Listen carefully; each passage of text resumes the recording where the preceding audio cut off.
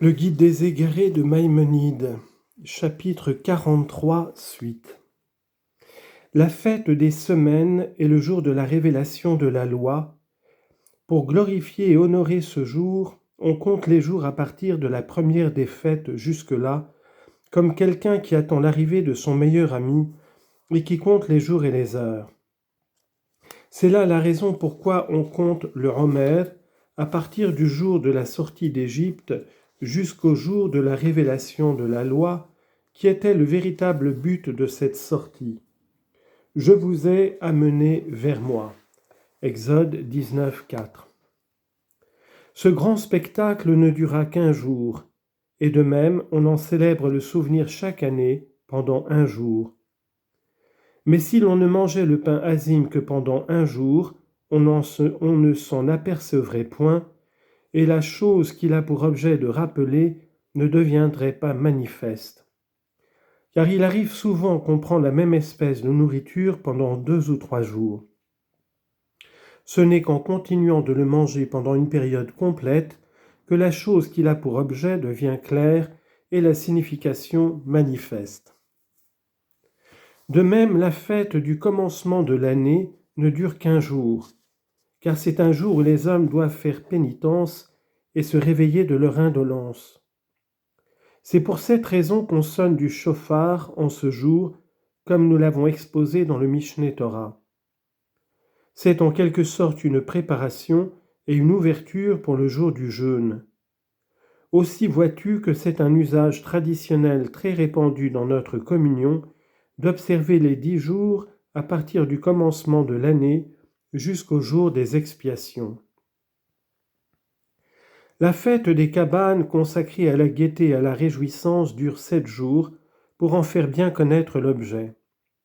La raison pourquoi on la célèbre dans cette saison est expliquée dans la loi. Quand tu auras recueilli des champs les produits de ton travail. Exode 23, 16. C'est-à-dire au moment où, libre de soucis, tu te reposeras des travaux nécessaires. Aristote déjà a dit dans le 9e livre de l'Éthique que c'était là, à ce qu'il paraît, un usage très répandu parmi les nations dans l'Antiquité. Voici comment il s'exprime. Les sacrifices et les réunions solennelles chez les anciens avaient lieu après la récolte des fruits.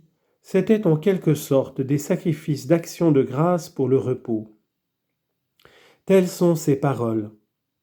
Ensuite, on peut facilement habiter la soukha, la cabane, dans cette saison, où il n'y a ni forte chaleur, ni pluie incommodante.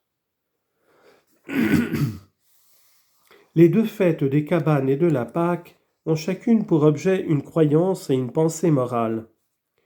En fait de croyance, la Pâque a pour objet de rappeler les miracles d'Égypte et d'en perpétuer le souvenir dans toutes les générations, et la fête des cabanes de perpétuer à jamais le souvenir des miracles du désert. La pensée morale, c'est que l'homme dans le bien-être doit se rappeler les jours de détresse, afin d'en manifester à Dieu toute sa reconnaissance et d'y puiser des leçons de soumission et d'humilité. Nous devons donc manger pendant la fête de Pâques des pains azimes et des herbes amères, afin de nous rappeler ce qui nous est arrivé. Et de même, nous devons quitter les maisons et demeures dans des cabanes, comme font les malheureux habitants des campagnes et des déserts, afin de nous rappeler que telle fut jadis notre situation. Afin que vos générations sachent que j'ai fait demeurer les enfants d'Israël dans des cabanes. Lévitique 23, 43. Et que par la bonté de Dieu, nous avons été tirés de là pour habiter de splendides maisons, avec une des plus belles et des plus fertiles contrées de la terre, en vertu des promesses qu'il avait faites à nos ancêtres, Abraham, Isaac et Jacob, hommes parfaits par leur croyance et leur vertu. En effet, c'est là aussi un des pivots de la religion. Je veux dire la croyance que tout bienfait que Dieu nous accorde ou nous a accordé n'est dû qu'au mérite des patriarches qui ont de l'Éternel en pratiquant la vertu et la justice. La raison pour laquelle la fête des cabanes se termine par une seconde fête, qui est le 8e jour de clôture, C'est pour qu'on puisse en ce jour compléter les réjouissances auxquelles on ne saurait se livrer dans les cabanes, mais seulement dans les habitations spacieuses et dans les grands édifices. Quant aux 4 espèces de plantes formant le loulab, les docteurs ont donné une raison à la manière des drachotes, dont la méthode est connue de tous ceux qui savent comprendre les paroles des rabbins. Ce sont chez eux comme de simples allégories poétiques, et ils ne veulent pas dire que ce soit là réellement le sens du texte. On a considéré les drachotes de 2 manières différentes. Les uns se sont imaginés que ce que les docteurs y ont dit est l'explication du véritable sens des textes. Les autres, méprisant ces explications, en ont fait un sujet de plaisanterie, puisqu'il est de toute évidence que ce n'est pas là le sens du texte.